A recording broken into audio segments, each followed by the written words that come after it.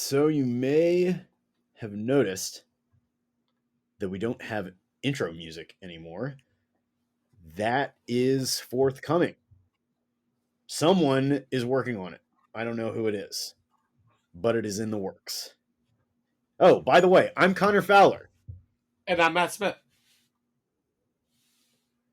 And you are now listening to Apocalypse Duds.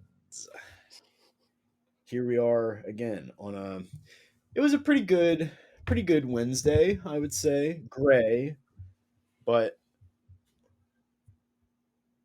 not altogether terrible.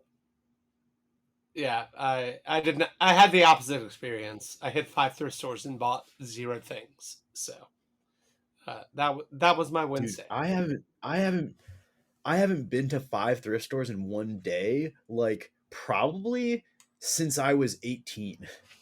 Yeah, I mean that's pretty average And that for makes me very sad. most of my days. Yeah, it just depends on where I am and how many stores are in the vicinity.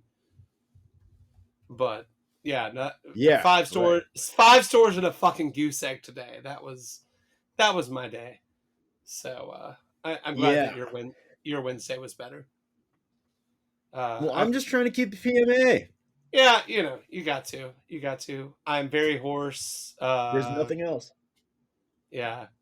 Sorry, my voice sounds like shit. I You're sounding better though.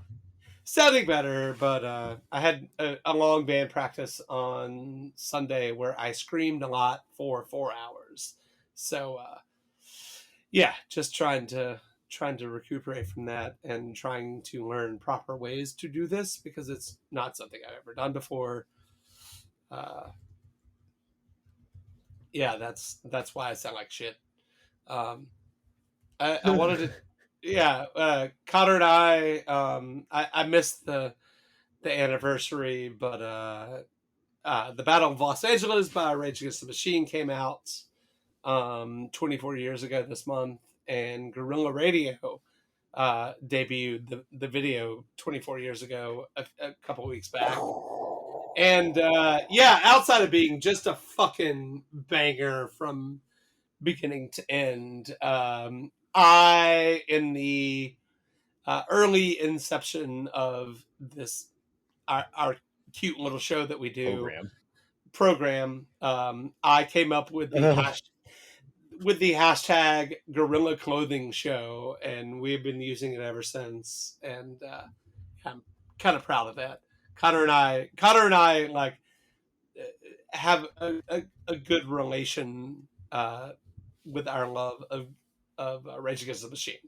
So shout out Rage Against the Machine. Rage partners. Yeah, I mean, like Matt did come up with that. And it's very funny. So, Yeah. I don't know. I think possibly one of Matt's best jokes, even. Like, yeah. very, very rich. I feel like I have a good and we number. are. Like, that's what we are. I think. Yeah, I think that sets us apart. You got it.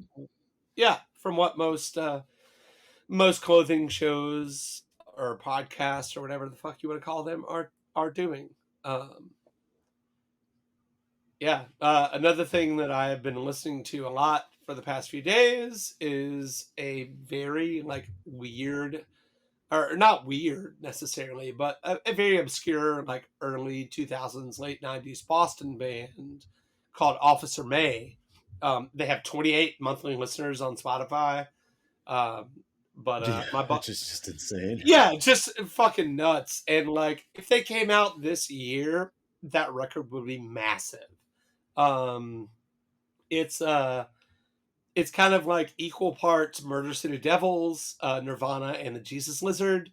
And just like, it's been on repeat for me for like the 3 days since my buddy Matt Lambert of Factors Collection fame, shout out Factors, since he recommended it in one of my Insomniac nights that I had a couple of nights ago.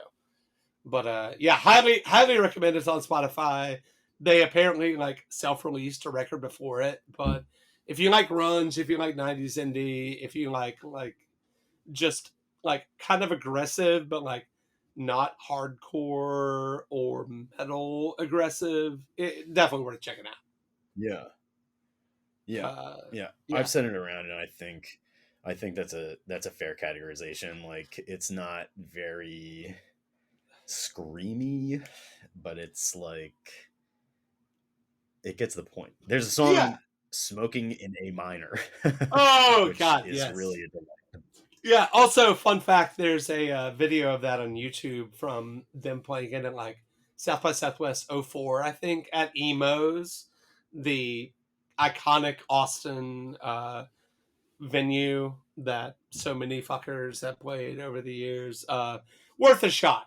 Worth a shot. Again, Officer May is the band name, and Smoking in A Minor is the record. Yeah. Uh, yeah, we had a fun conversation coming forth with Jamie Ferguson, a menswear photographer that lives in the UK, and is just like an all around cool dude.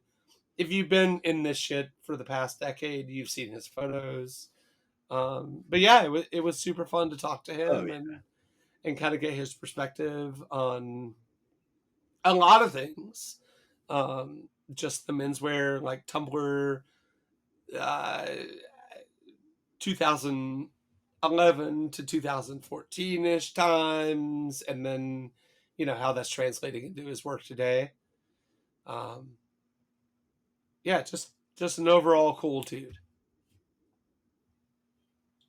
Hell yeah. It was a great show. So Yeah, it was a great show, and he small, recently shot a Ralph Lauren campaign, which we talk about a little bit because we kind of talk about Ralph on every show.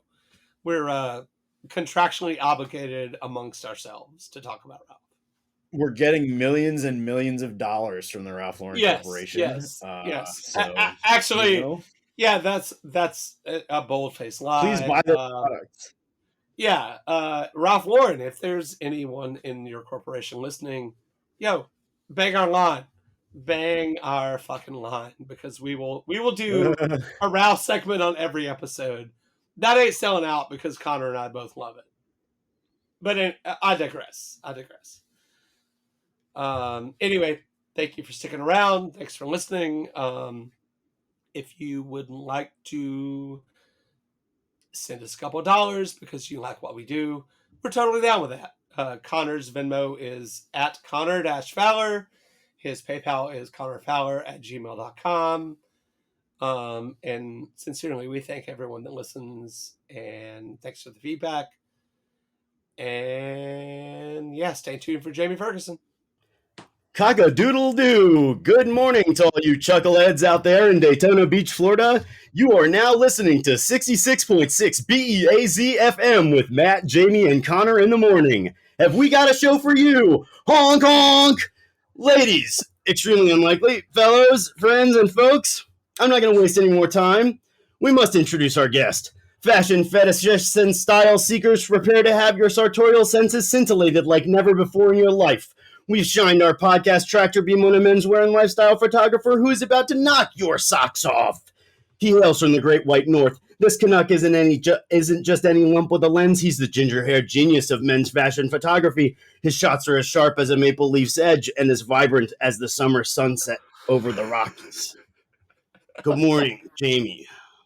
What's Welcome up, guys? to our little show. Yes, How's it going? welcome. Thank you so much for that intro. That was incredible. Thank you. Oh, guys. thank you. Yeah, Yeah, thank you. that was 100% Connor. It almost always is 100% Connor because that is just how his brain works. Well, I How's your, thought it would be funny to do like shock jock style. yeah, I this don't know is if they have those. I guess they have them all over the world, right? Yeah, definitely. Less like now. A little lower key in the UK, but yeah, very, very much aware of this style. Yeah. That was much appreciated. That was very good.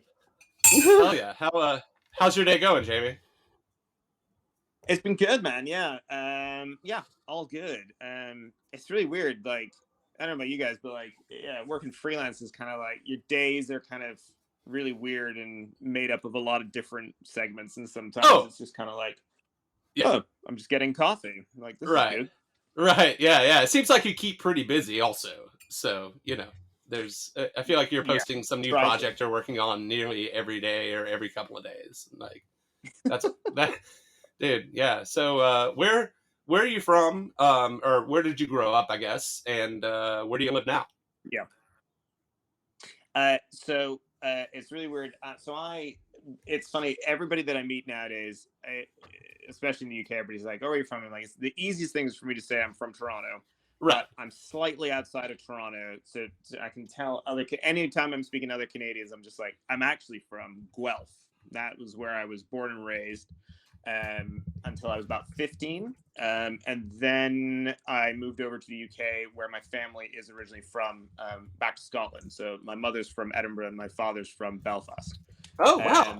And yeah, and then we basically were in Scotland for like my last few years of high school, at university up in Aberdeen in the north of Scotland, and then my wife and I we were moved down to London, where we lived for about 10 years, and I am currently residing now in Ireland, in the countryside just outside Belfast. Oh, that's awesome. Wow. So we've kind of come That's full like a circle a little bit. pretty good tour, though. Yeah. I mean, It's a bit. No kidding. No kidding. It's really, really messed with the accent at times, depending on who I'm around. But no, that's funny because I was gonna say the Canadian came out a little, but it's yeah, changed oh, over the course of the interview already. So I yeah, think that that's it's extremely mellowed a bit. The interesting. vocabulary is really mixed up. It's really funny because it depends, like whenever I'm traveling or whatever. It depends on who I'm around, who I'm with. And you kind of fall into that habit sometimes, the rhythm of like trying to adjust your cadence, your tone, the melody of your voice or your accent to whoever you're around. So it always depends on who I'm around. Either more Canadian will come out, or I'll tone it down a little, or it gets super weird if I'm in like Italy or Japan or France or whatever. Like then that's really messed Right. Yeah. Right. Yeah. Right. Yeah, that exists in America, I think, weirdly, with the kind of there's a sort of southern creep that happens to some people, I think. Like my Yeah. father, for example, is not from the South, although being from Maryland is being from the South. Mm. And like the further south he goes, the more southern his accent Oh, great. becomes. Yeah. Yeah. You can just tell he feels it. Yeah, You- exactly. You always want to fit in, though, I guess. Yeah, exactly. I think that's a huge part of it for me, was always that kind of trying to, like, that desire to please extends into kind of every part of my lifestyle, where it's like, yeah, where I'm even trying to mimic the way that the people that I'm around, the way they speak, to try in my head to try to put everybody at ease. But at times I think it just means I end up looking like a weirdo. Don't we all? Don't we all? Yeah. But that's kind of the weird thing, though. It's like and this extends to dressing too. It's like the harder you try, the worse you look. Yeah, definitely. And that's not true for everybody, but like I think a lot of the times, if you are trying really hard, you look uncomfortable. You look like you don't fit in. And it's like the time that you like overslept and you like Yeah. threw some shit on and ran out the door, everyone is like, my God, what a great outfit. That is very true. It's such a weird thing because, like, ever since, like, this menswear kind of scene, or whatever you want to call it, kind of has exploded. There's so many people that are looking for this kind of, like, some of the guys that I work with, like Simon Crompton at Permanent Style, like, there's every like, it's always these. I remember the earlier days where everybody was like the rules of menswear, and like what like, and wanting a quick fix to kind of like, okay, well, what do I wear to this? And it's just like, there seems to be very little room these days for like that thing of like messing up and trial and error, and kind of like, that's all these guys that we hold up where we're like, man, they're amazing dressers. It's like, we've all been through that. Like, they've all been through that thing where they're like, they'll swing at something and absolutely miss it sometimes. And it's that kind of trial and error getting through it, where it's like, you say you do get to the point where you are looking amazing, but you've made no effort at all. But it's taken that time of trying to make a lot of effort and not quite hitting the mark. Oh, totally. Yeah, it's a pretty unforgiving landscape. You learn with experience, and if you don't have that, like no one 100%. is, no one is born looking like Ralph Lauren. Or like no one comes out of the womb dressed in a fucking great suit and perfect Yeah. shoes and shit. Like we all, yeah. I think that's the funny thing is that there is, even with people like Ralph Lauren, there's this assumption that they've always looked that way. I'm like, nah, Right. man, Ralph would have gone through the same stages and trials and tribulations that we all go through with regard totally to figuring out your personal style and stuff like that. Yeah, and like back There's in the goofy day, stuff for everyone. yeah, there's goofy shit back in the day. Like it wasn't talked about either. There weren't three nerds sitting around talking about, oh, this is how like a coat should look. This is how this is the tie that you should own, or the 5 ties that you should own. Yeah. It's like, oh yeah, this was I can't believe his tie didn't have a dimple. Right. So Can't believe he walked out of the house like that. Right. Speaking of dressing, Jamie, what did you wear today? Oh man, I'm super embarrassed by this because it's like whenever I'm at home, it's like because I've got two kids, and you're kind of running around. It's just day to day, it's like super low key and trying to. That's allowed. Especially, it is allowed. I don't know, man. I'm like sometimes I'm like even with myself, I'm like, man, you should be making more of an effort, and I'm like, even if it's just for myself, just you want to slip into the laziness, but I'm like today it's just super into a big fan of Stan Ray, so I have a lot of their like painter pants. I've got a pair of their denim versions on. Nice. A t-shirt from a friend of mine who he does what's the name, is a generic sporting club, so it's just a plain white tee from him and a gray shawl collar cardigan, which is super cozy because it is getting cold in Ireland right now. Nice. Oh yeah, I think I'm supremely jealous. The jealous. Stan Ray Painter Pants. No black tie today, unfortunately. Like, which again, I feel disappointed about sometimes. I'm like, I should wear more. I should like it's ridiculous. I'm like, I should wear more black tie just in the office, like just random, like that would. Right.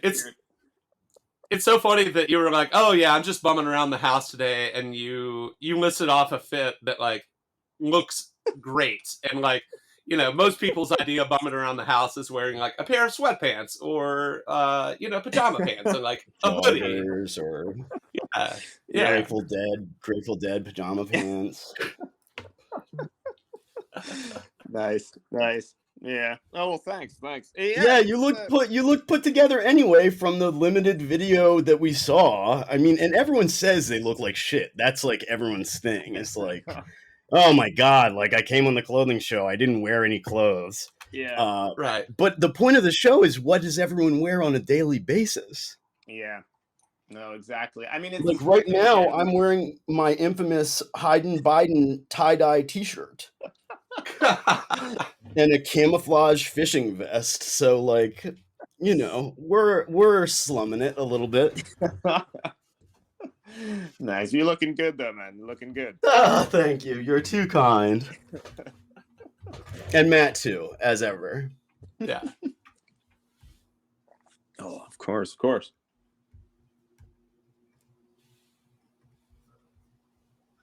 Sorry. So can you remember the first article of clothing that really had an impact on you?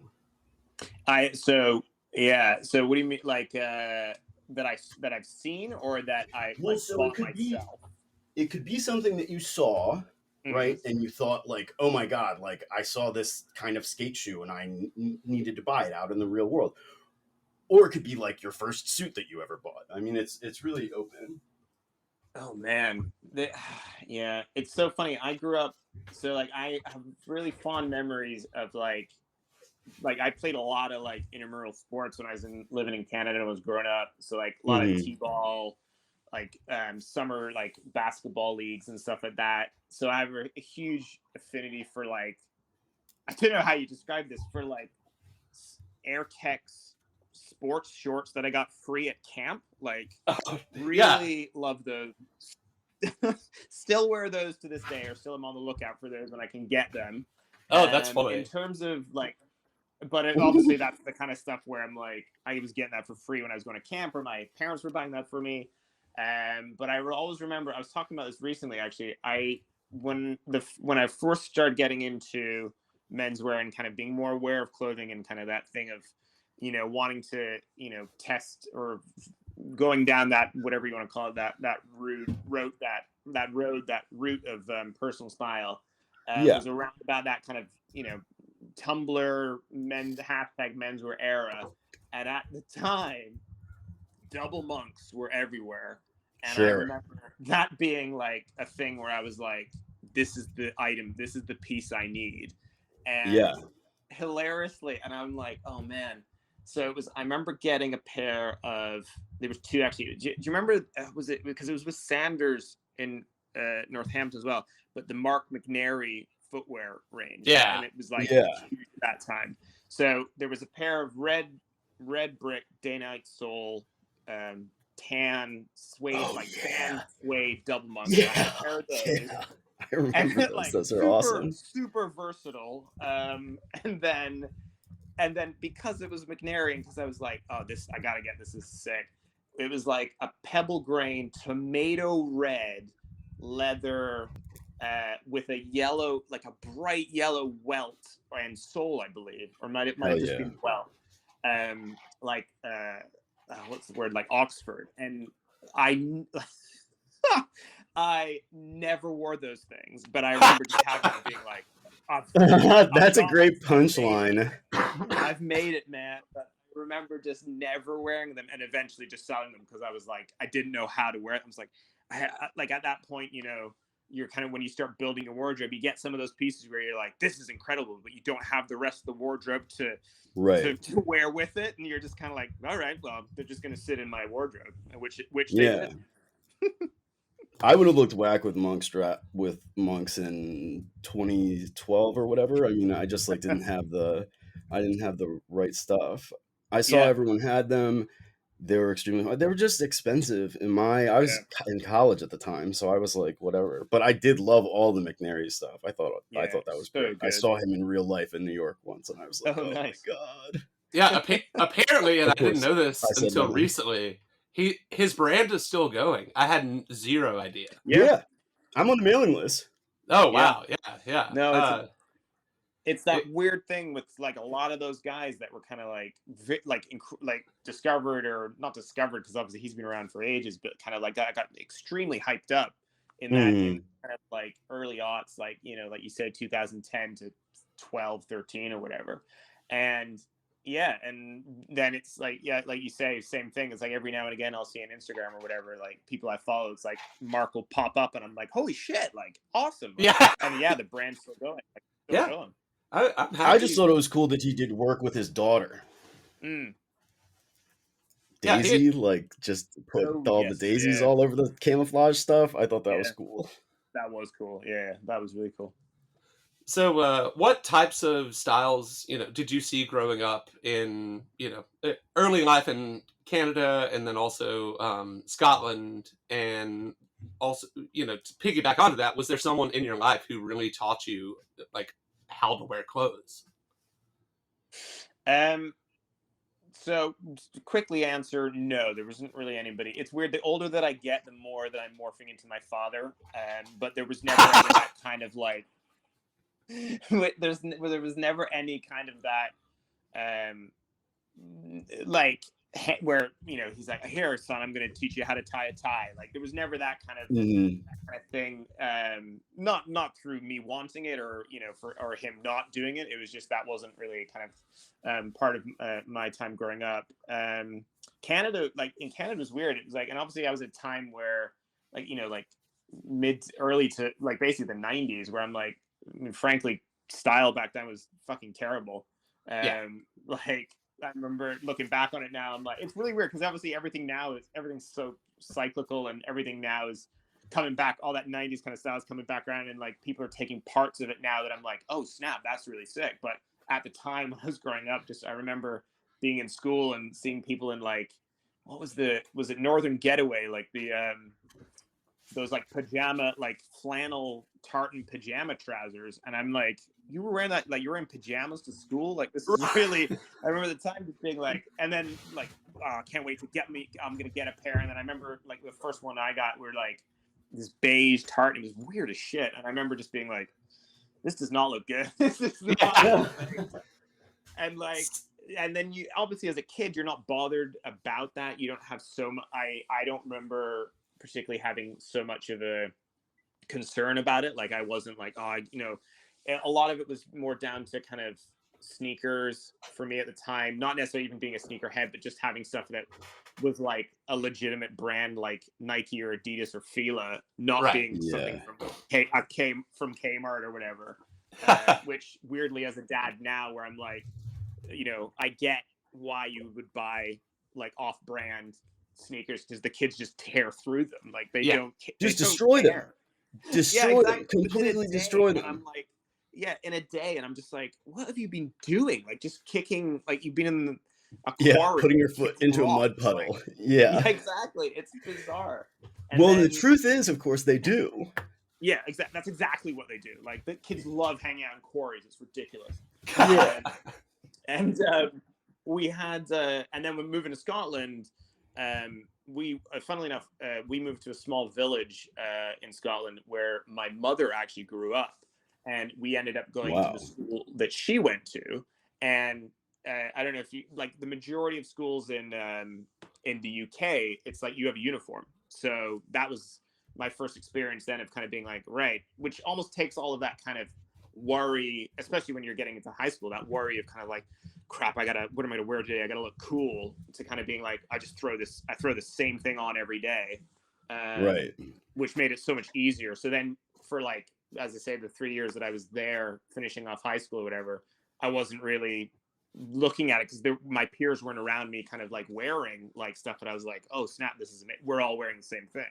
So yeah, and it was weird. So I think like, I don't know, it was weird. I think the first time I started becoming more interested and more aware of clothing and what I was wearing myself was through the internet and through, like, as I say, Tumblr and those early street style blogs like the Sartorialist and Tommy Tana and GQ and stuff like that. That's probably where it all kind of started for me. That's sick. Yeah, that's interesting. The schools that I work in are uniform schools too, and there is that's the overriding thinking basically, is that uniforms sort of flatten the student population, and that there's no one who is optically richer, than someone else. But of course, you can just tell. You can tell whose shoes are new and whose aren't. It's just I don't know. I think the uniform thing is curious. I personally wanted to know at the top of the episode, because I have thought your outfits were awesome for a long time. Thanks, man. As a redhead, right? Mm-hmm. As a fellow redhead. And I was wondering, how do you put them together? Like, what do you do? Because it's a lot of the time, it's like very disparate elements. But it works. It's a weird thing. Again, it's that it touches back to what I was kind of alluding to a little bit before, where it's trial and error, it's experience, it's flipping time, man. Like, it's just figuring out what works for you, not being afraid to kind of like experiment with stuff, and seeing a lot of other styles on other people that I admire, and being like, oh snap, like, man, a cowboy hat, let's try that out. Oh shit, that doesn't work. Okay, cool. Let's back to the drawing board. And like, but every now and again you'll throw the line out there and hook something that you're like, oh, actually this works. Like, this is kind of cool. And that's, for me personally, that's, I think, certainly a way of where you draw in those, as you say, disparate elements, where you're kind of like differing tribes, different styles, you kind of bring it into one, and where you're like, okay, these elements work together, and they also work for me and how I want to dress. And also a lot of it can be down to environment, like, where am I going to be today? Like, oh, okay, I'm going to be, I'm shooting today, or I'm going to an event tonight, or whatever. It's kind of like, I'm still a huge believer in dressing appropriately for the environment that you're in, because it's like, otherwise, you're going to end up looking strange, or If you're trying to wear a suit at the beach, for an insane example, whatever. Right. But yeah. That's really funny. I was going to say Connor has probably worn a suit to the beach, but I don't want to spread misinformation. No, I've gotten a lot of shit for wearing loafers to the beach before, but it's like, is there a more appropriate shoe than a loafer on the beach? I don't know. It's a slip-on shoe. Exactly. I'm like, yeah, I'm all for that, man. Exactly. You're not going to be swimming in them. You're not going to be wearing, like you get down, you're walking along, in the sand now, easy, slip them off. Like, done. Slip them off and dump out the sand. Exactly. Yeah. No, it's all Yeah. good. Thank you. Finally, a reasonable person. I got to address the redhead thing as well, because I'm kind of like, I hate, like, I remember I was talking about this recently with my parents. Actually, I remember before I started getting into anything, when I must have been about 15, 16, and I remember my sister. So I have a younger sister who's 2 years younger than me, and she, well, not full on, but she basically like read my colors, or is that what where she was like, these are the colors that suit you, and right. for about 2 years, I followed that religiously, and I blame her for all this. Her for putting this in my head. Her advice was, or my colors were basically like pastels. So right. She was like, right. Easter It's bunny, bullshit. Easter colors, right. Easter bunny colors. Those are and I'm like, so I religiously like light blue, light pink, light yellow, like like a light green, soft light green, not a lime green, but and I was just like, so I avoided anything. Bad green. I look terrible. You look like you're golfing. Like you look washed out. Yeah, you look washed out. You look like you're golfing. You look like you shop at Macy's only. It just is bad. And at the time, that was the impression that I was wanting to give off. But then, I quickly grew out of that. But yeah, right. It was and then you avoid all these colors where you're just like, which I wear a lot of nowadays, where it's like, more earthy tones, like oranges, browns, things like that. I was like, yeah, can't wear can that. I ask you, did you hear that you should avoid pink and red and orange? Again, like, yes, there'd be things that me too. You're like, oh, okay, maybe we shouldn't do that. But then it was always, and the thing that I've learned nowadays is obviously it's like, it depends. This sounds ludicrous as well. It depends on the shade. Again, it depends on and which is so strange, because it sometimes becomes this, again, these quote unquote menswear rules, where it's like, you're like, oh man, I can't do this because I read an article where it says, like, right. never the two shall mix. It's like, well, no, this is actually just finding that right. What kind of pink is it? Like, what kind of red is it? Is it a warmer red? Is it like that kind of bright? I can't remember what I can't remember where I was seeing it. Like the I think it's on Beige. There's a knitwear company, Harley of Scotland, do this amazing like red crew neck. It's that bright red, and it's just like that. I can't think of the word. What the crimson shade or whatever. Crimson, exactly, perfect. And you're like, that's the one that works. And then it's also how you wear them, what you're pairing them with, and like how is it just, if you're wearing one strong color, try not to pair that with another strong color. Like, tone it down as much as you can, or whatever, and vice versa. And it's so it was, as I say, it's that long road of just kind of trial and error, and you kind of like, oh, actually, and never saying never to anything. Like I'd hate to think that because of the color of my hair or whatever, that I'm like, I can't wear a certain article of clothing or a certain color. I'm like, fuck it, man, I'm gonna try it. And then it's like, well, it's real. It's like your family tells you this from a very young age. Exactly. You can't wear this, it will make you look like shit. Yep. And then you, I guess, never interrogate it later. Like, did this person ever wear a good outfit? Does this person know what they're talking about? No offense to your sister. I'm saying, like, in my mom is a notoriously bad dresser. And she was always like, you can't wear orange, you can't wear pink, it will make your skin look bad. And it's just like, it just is absurd, all of it. Leave me alone, Mom. Yeah, God. I will. I am not a redhead. I've got some auburn, so I have zero zero anything to add to this discourse except this. I Sure. did the one redhead rule, or I don't even, not even just redheads, but like very light skinned people, in my opinion, Mm. should not wear like a solid tan sport coat. Like, I worked with a Yeah, redhead. see, Matt thinks that rule is the truth. Yeah, I I worked know with about a, it. This is. It's I so worked with a guy, weird. and I know.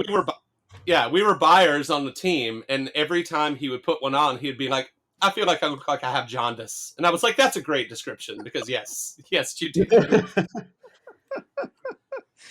Yeah, it's. No, I know exactly what you mean, man. I mean, It the just weird depends thing how is, pallid your flesh is. yeah, 100%. And like, you could get, I don't know, windburn, or be out in the sun one day, and you're kind of like, oh snap, actually, I'm looking a little healthy now. I can maybe hold the job. Yeah. But Yes. No, it's that seriously. it's that thing of just, again, like, my thing that I've noticed, and that's something I kind of advice, if anybody ever asks advice, I'm like, this is the thing, I'm like, never shut yourself off to anything, because I'm like you say, a tan sport coat, you're like, I can never wear that, it's never a thing. But then I swear, and it's happened to me with every single article of clothing, that I'm like, nah, I could never pull that off, I could never wear that, I don't know how to wear that, that's ugly. And I'll always see somebody and they're wearing it in a way where I'm like, oh snap, I never thought about doing that. And Okay. then you try it, you're like, and it unlocks it for you. You're suddenly like, oh, so never close it off, because like one day, man, you might see, you're like, oh, that's and then you be all over that tan sport coat, man. All right. I don't want to do this, but I'm going to. You did this to me, Jamie, for the wife appreciator garment, the tank top. Yeah. And I was like, yeah, I could never wear one of those fucking things. And then I saw a picture of you wearing one with like an open Hawaiian shirt, and I was like, Yeah. that's my skin. That's approximately my hair. This is okay. So thank you. You're welcome, man. Like, I'm glad I could help out. Right. That's the purpose of this entire show, actually, was for me to confess that you allow me to wear the wife appreciator. Yeah. 100%. Well, I'm glad I could be here for this, man. You've hit two of Connor's top things in doing this show, which is trying to figure out how to take a good fit photo, and telling you that you inspired him. So yeah. So you mentioned you mentioned getting into clothing heavily during the like quote unquote hashtag menswear time period, which we're all very fond of on this program. Mm-hmm. And I think all of us like loved the sartorialist and Tommy Tone stuff. Like that was a huge thing for me too. So did that inspire you to take up photography, or had you been kind of tinkering with it for a while?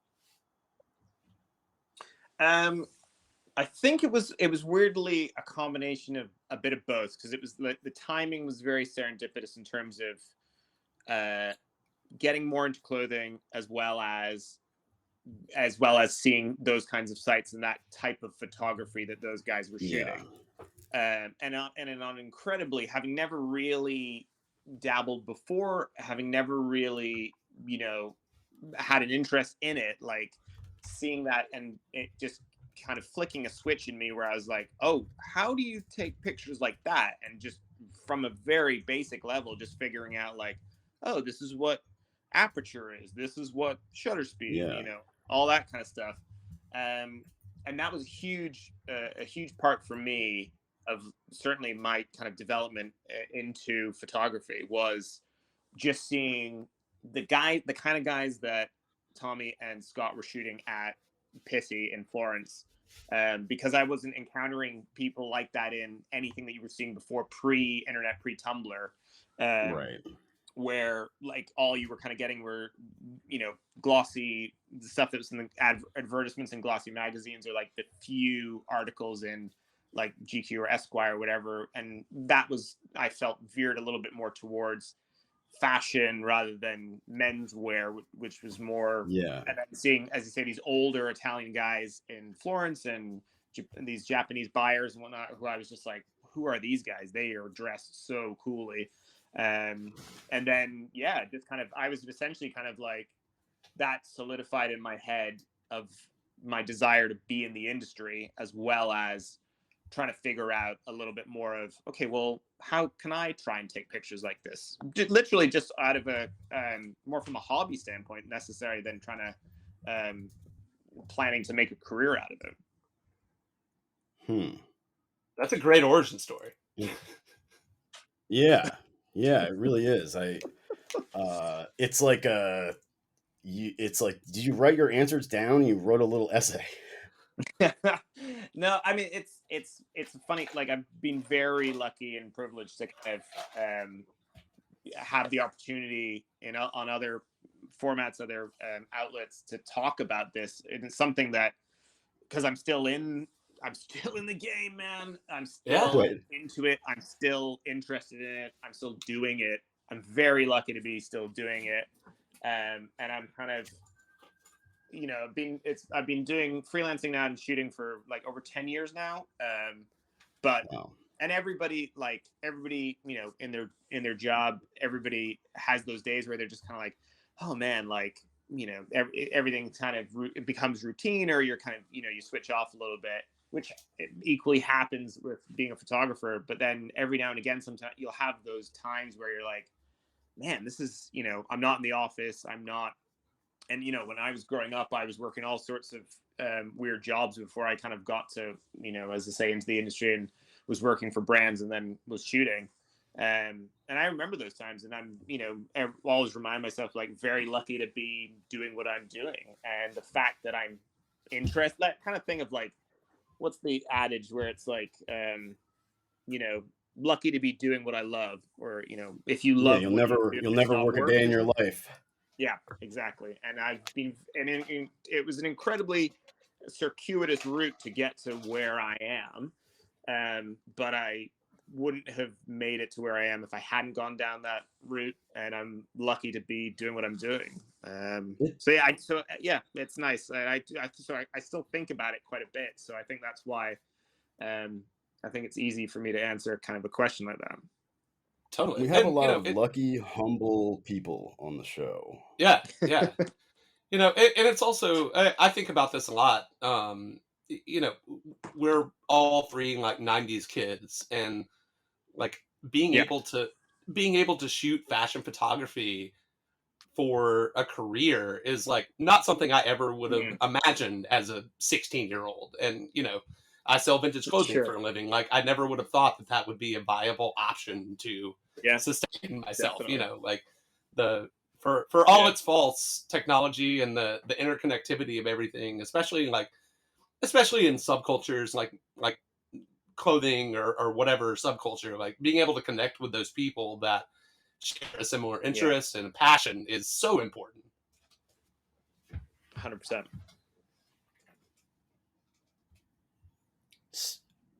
So do you think like there was a photo that kind of solidified your here, now I am a photographer, like this is no longer a hobby for me? Oh man, yes, 100%. It's really weird because, like, I remember thinking, I'd been asked a kind of a slightly similar question before, and I remember kind of being like, oh, which, and I think it was weird. I think I wasn't really being honest with myself. But I know exactly which photo it was, and it was one of I can't remember which pity it was. It was, I don't even know. I think it was it was a June pity.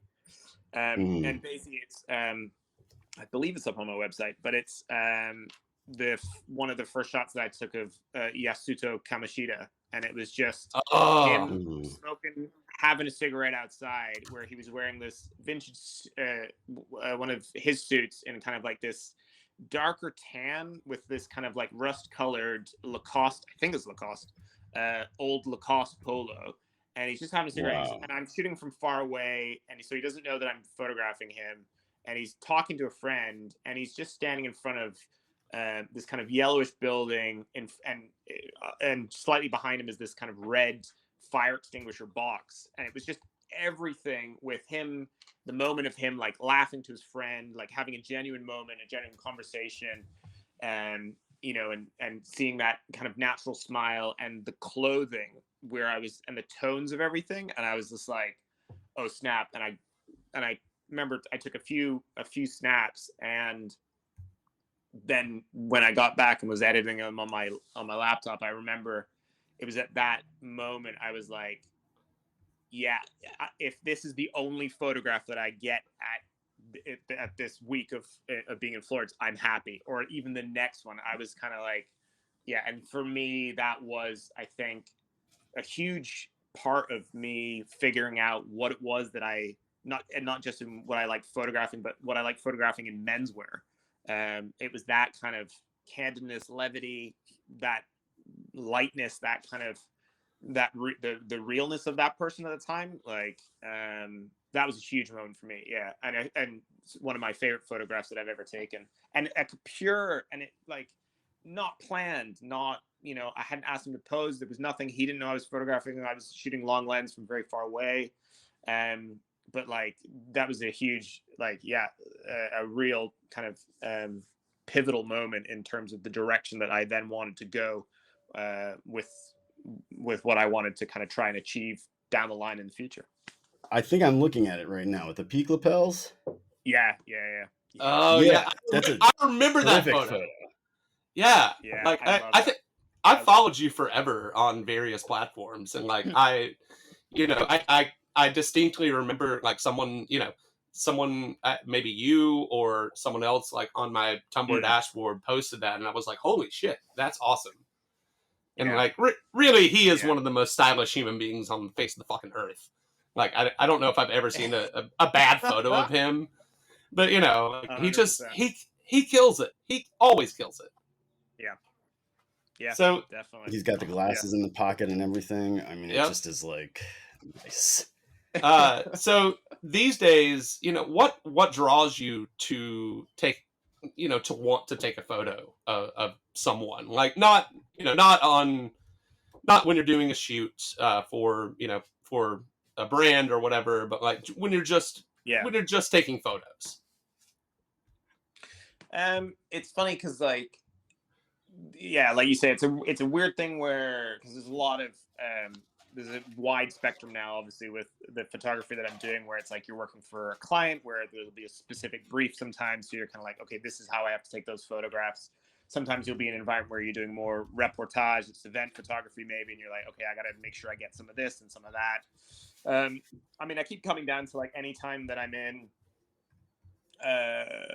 like there'll be the odd times maybe when I have some downtime when I maybe traveling through London or another city where I maybe happen to have my camera on me, and I may be talking to friends or some of that, and oftentimes it's like what they're wearing that often tends to be the first thing. It's like the outfit that is what I'm drawn to. I'm kind of like, oh, I really love how they've combined the various items that they have in their outfit, or the colors, or the patterns, or the proportions, the fit of the items themselves, or the light. And then it tends to be like the location where we are, like, is the light really nice? But oftentimes it'll be at places like Pity, where you're kind of shooting street style, where you're there to kind of you're on the lookout essentially for, you're like, okay, who looks good, who looks cool. And that's still probably, in terms of me shooting for myself and what I like to see, is still would be the main point that I would look for. Is I'm like, do I like the outfit? Do I think this is a cool outfit? Right. And not even necessarily I'm like, would I wear it? But I'm just like, because sometimes you see people and you're like Suta or whoever, and you're just like, I could definitely, I'm not cool enough to pull off that, but like, this guy looks amazing, gotta shoot that. And so it's oftentimes it's a gut, an instinctual thing that kind of would drive me to want to photograph somebody. If first, even just trying to capture the outfit, and then those other two kind of components, like the location, where are we, and then what's the light doing, like, does it look nice or whatever. Yeah, it's probably those. Yeah, absolutely. So have you got any camera advice for people, including me? Like, the photos are very, very good. You talk about good lighting. We know in the morning, we know at night. But do you have any, I don't know, shooting people is hard. I think as soon as they see you, Mm. it's over. Yeah, I mean, it's funny, like that was a huge thing for me. Was I remember um when I first bought my 70 to 200 2.8 Canon lens. That was, again, that was a game changer for me, where previously when I'd been photographing people, especially street style, where I was coming up to them with a 50 millimeter, so you have to get close, and Right. you're then interrupting their conversation, and they're kind of like, everybody was very, obliged you, and they're like, yep, happy to have their picture taken, but at the same time, it stops immediately the thing that you were wanting to capture. So yeah, you're still trying to capture you're still able to capture the clothing, but I loved that clothing in the moment of what they were doing. So like Yeah. either the movement, the as you say, or the moment of, if they're with company, or talking with friends or whatever. Um, so that was a huge thing for me. It was, as you say, not bothering people, not interrupting people, and Hmm. having that piece of equipment that allowed me to do that. It's weird nowadays though, because it's like I say to everybody, like I get a lot of questions on Instagram, or people email me every now and again, and they'll be like, what equipment should I use? What editing software? How do you edit your photos? That kind of thing. And I'm like, it's weird. Like everybody nowadays, compared to when I got started, like everybody's got like an amazing camera on their phone. Like Right. yeah, everybody has access to that now. It's not so much, and also in even camera equipment itself is so much cheaper than it was, back in, even kind of when I was getting started. It was becoming more affordable, and you did have affordable Yeah. models and lenses on the market. But even before that, it was like that was the biggest deterrent to kind of getting into the industry. It was like, film, or the camera bodies, the lenses themselves were so expensive that it was just like only a select few were kind of allowed in. And nowadays, like it's being democratized like tenfold. So, um, biggest piece of advice is make sure you're shooting something that you're into. Like that's, if you're not into what you're shooting, then you're not going to be able to shoot it in a way which you find interesting. Like it's so hard to, and having done that sometimes, where you like even just as an experiment, like trying to be like, okay, I'm going to try and shoot some landscape or whatever, or architecture, and I'm like, I don't know what the fuck I'm doing. Like, so what I'm looking at, and you're kind of like, I think that looks okay. You're like, that's great, but I'm like, I don't know anything about this building, or I don't know, like, what is this hill? Like, what's, so, and then I look at other landscape photographers, or architectural photographers, wildlife photographers, what have you, and you're like, why is my photograph not as good as that? And it's just like, I'm not into it. I don't know enough about it. I'm not Right. super into. I don't have the subtext. Yeah, exactly. And I think that's, if for anything, of one of the any if you had to point to one thing as to, in terms of my photography, it's that I'm fucking nerd about this stuff. I know what I'm shooting. I know the clothing. I know what this person's wearing. And I know how, Ding, and ding, ding, ding, ding. and it's just been down to how I want to see it. I'm like, that's how I want to try and capture it. And I think that's the biggest thing. It's just, it's less about the equipment these days. It's like, that will obviously help, but I think it's not going to help you unless you have that love of what you're, if you're not into what it is that you're trying to capture. Yeah, you can't buy a good fit pic, certainly. Yeah. I mean, I guess you could pay someone to take a good one of you, but Yeah, a photographer friend of mine, respectable. we were talking about something a couple of years ago, and he said something that really stuck with me, because I'm not a photographer, but I take photos because the camera on my phone is pretty solid. And he was like, the best camera in the world is the one you have on you at all times. And I was like, wow, Yep. that makes sense. Like, just Yeah. documenting the dumb shit that I see at a yard sale, or like uh, a really, Yeah. some really cool painting that I see on the side of a building. Like, I don't know. It It's a kind of really changed cool the way that I painting thought that about it. Matt is going to see in the thrift store and not buy for me. Yeah, yeah, yeah. Right? Connor gets very mad because I find really cool art, but like shipping art is not a thing that I really Would be want to try to insane. do. From Georgia? Yeah, would just be preposterous. Yeah, It yeah, was a beautiful nautical. It was a nautical portrait, not in a schlocky way. It was Yeah. like an oil painting of a captain in a huge frame. It was tight, yeah. It Yeah. was like and it was Matt also just like left it in the store. it was like 4 feet by 3 feet. You know, that would have been a pain in the ass. In other words, more reason to buy it. Yeah. You could have hang glided it up here. You could have hung glide. Yeah, yeah. Attach it to a couple of pigeons and just send them on their way. Yeah, yeah, exactly. I can tell this is not a sore point at all, but yeah. No, certainly not. We'll retread that tire later on. Sure. So you went over what you look for. Mm. What is your favorite street style Pokemon to capture? Oh man. It's weird. It's nowadays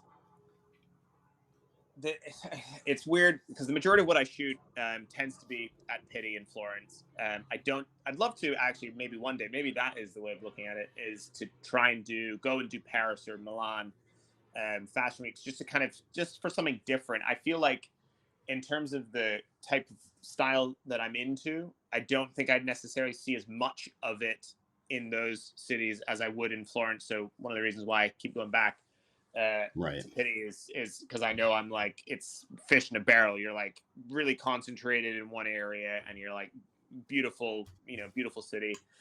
So you're going to see what you want to capture. Florence is also an incredible place. Like Florence in general is just phenomenal. Exactly. So you're kind of you luck out with like as you say, the backdrop that you have to shoot those people on. Yeah. But I think it's weird having been gone, twice a year for over 10 years now.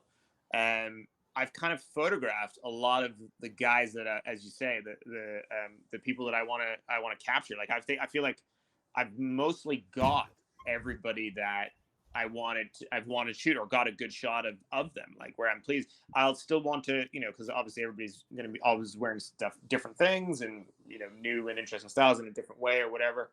So you're always going to want to reshoot those guys.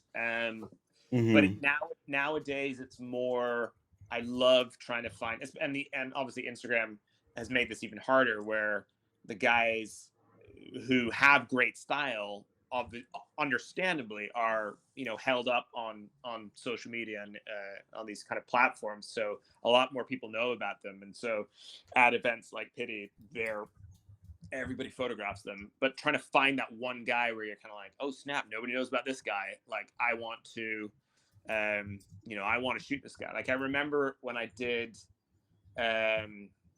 when I brought my book out, this guy, one of the guys that I wanted to use in the book was Gerardo Cavalieri, who everybody knows now. But at the time, he was pretty low key. Like I don't know if Instagram was maybe that small, it was smaller back then or whatever. But I remember I had only come across him on Matt Rannick's Instagram, and I asked Matt, I was like, hey, could you introduce me? I'm working on this project. You have this Italian Indiana Jones on there. I'm like, can you please, I'd love to have him in the book. And I, Gerardo was very sweet, and was very, considering like this random dude's like, emailed him out of the blue. It was just kind of like, hey man, I want to come take pictures of you in your city. He was like really like, like absolutely, was incredibly generous with his time, showed me around Rome, which was great. Hell yeah. And he looks amazing. And then hilariously, I remember I was like, understandably, Rannick snaked me, and Rannick, that was the first, when Matt released the first issue of his magazine, that was Gerardo on the cover, understandably. And I remember being like, damn it, Matt, like, Yeah, come blew up on, your man. spot. He beat me to the punch. But I'm like, and then since then, like, you know, I see Gerardo understandably like being featured everywhere, and everybody's holding him up, rightfully so, as like this incredibly stylish man. I just remember seeing him on Matt's Instagram and being like, he was. I embellish or misremember things, and I'm like, in my head, he was basically wearing this like chambray shirt with like, I think, a red neckerchief or bandana or something like that. These kind of like high-waisted army fatigues or something. And in my head, I think this is where I'm embellishing, he had like this leather gun holster around his arms, around his shoulders. Okay. And That did not go where I thought it was going to go, but sure. And he's standing next to this biplane. And basically he was like, I think the caption was something like, I've just flown this baby down into, and I'm like, wait, what? This guy. And so every time I go back to the picture, I'm like, right, there was no gun holster, but in my mind, I'm like, he just looked like this awesome guy from, as I say, from an Indiana. I thought he was this Italian Indiana Jones guy, rode horses as well. And I was like, wait, what? And then he's like, oh, and then he's in Rome, and he's being, you know, he's in his atelier, you know, creating these beautiful tailored garments and stuff. And I'm just like, who the fuck is this guy? This is nuts. Wow. But yeah, it's to kind of come back around to what we were talking about.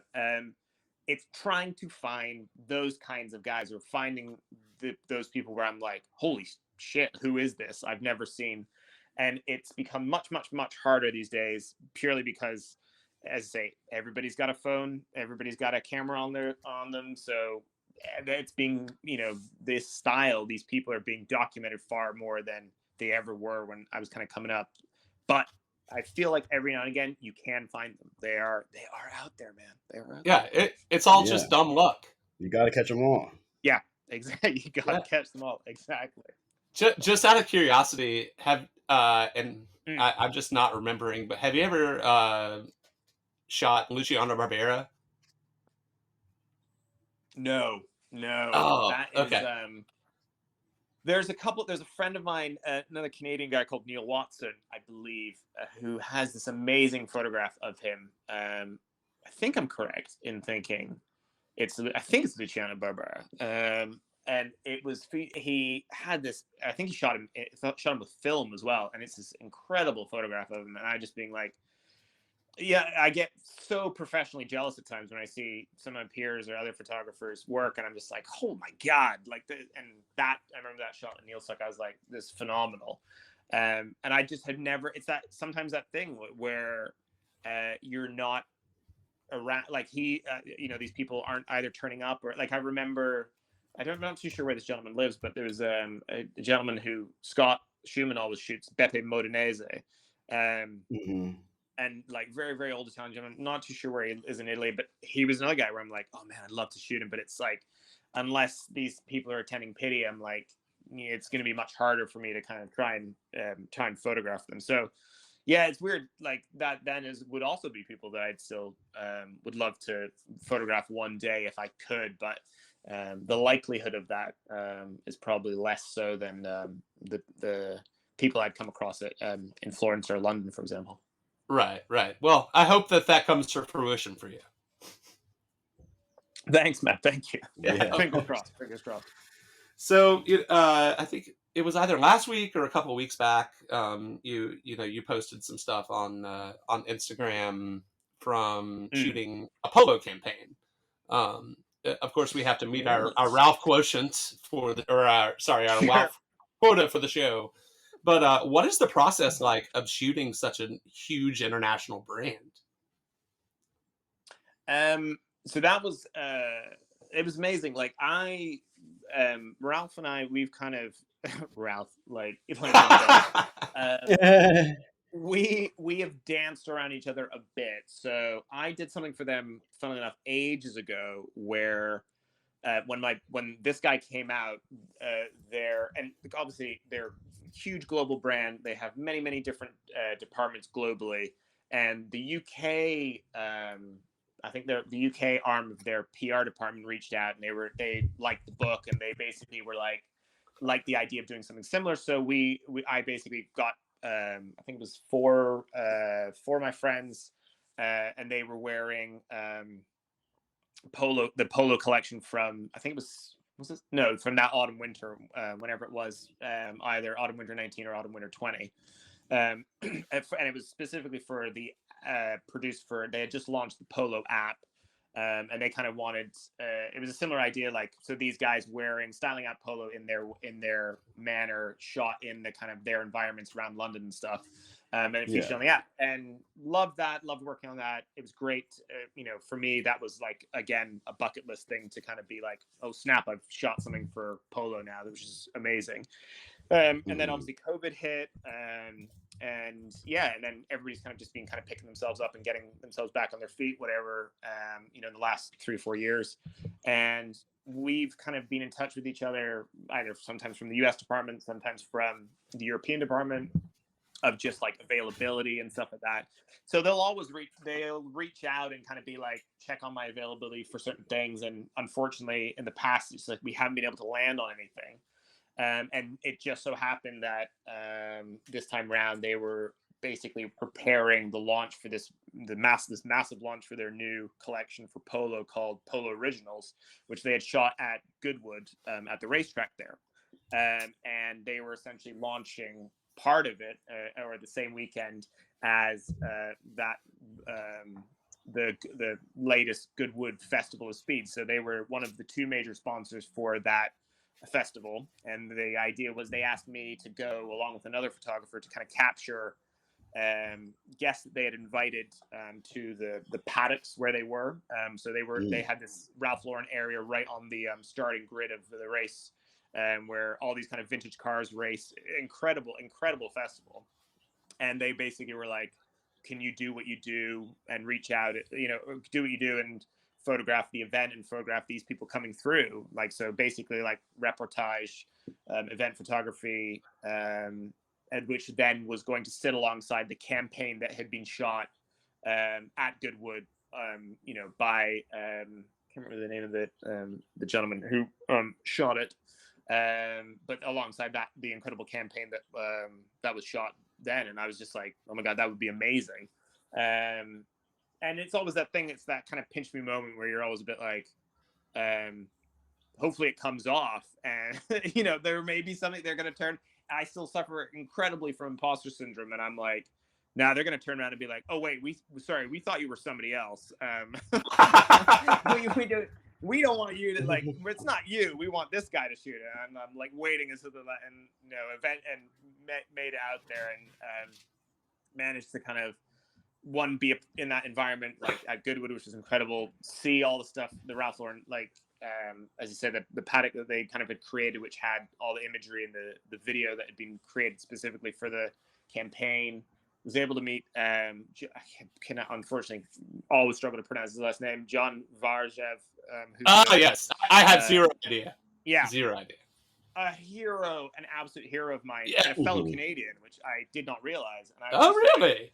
Had the pleasure of meeting him and his wife Patty, who were attending, obviously, the festival, and that was just an absolutely amazing experience. I absolutely loved it.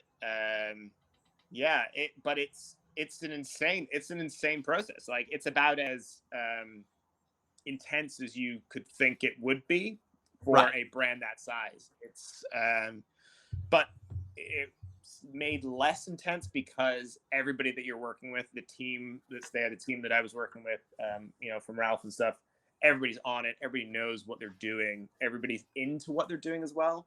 Like, everybody wholly buys into everything that's trying to be created there, and the experience in the world of Ralph. So, you're just trying to do your little part to facilitate, what's needed. But yeah, absolutely incredible experience. There are a few brands that really, in my opinion, like, do what Ralph does well. And honestly, I can't think of another brand that, like, has basically an entire lifestyle built into their, brand DNA. Yeah.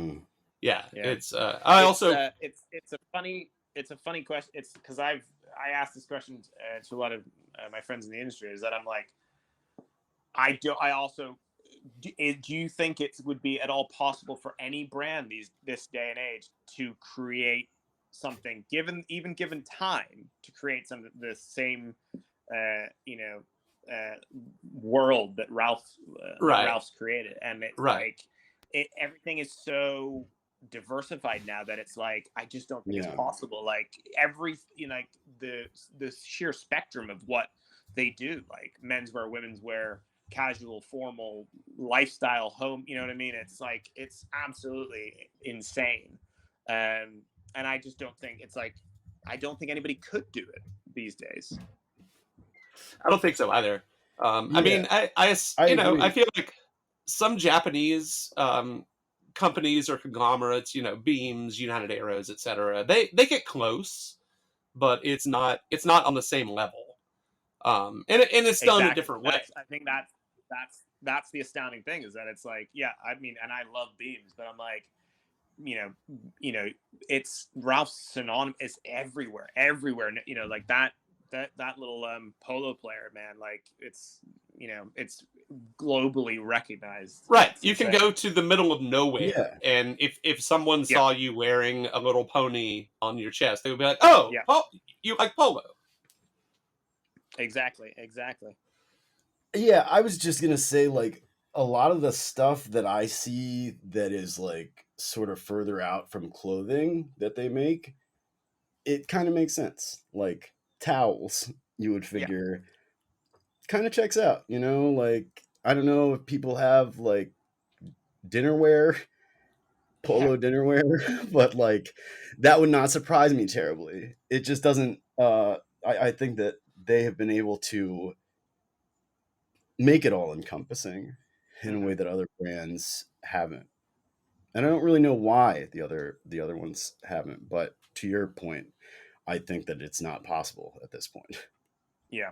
No, I get it. Also, I've just just because I would be remiss if I didn't remember it, but I remembered the photographers.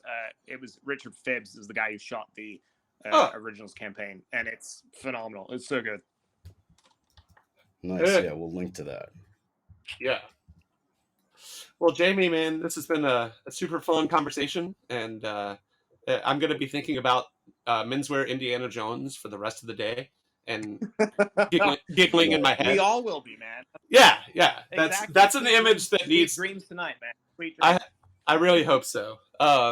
Yeah, thank you for coming on. We always like to give our guests a chance to shout out themselves, whatever they want to. So please feel free.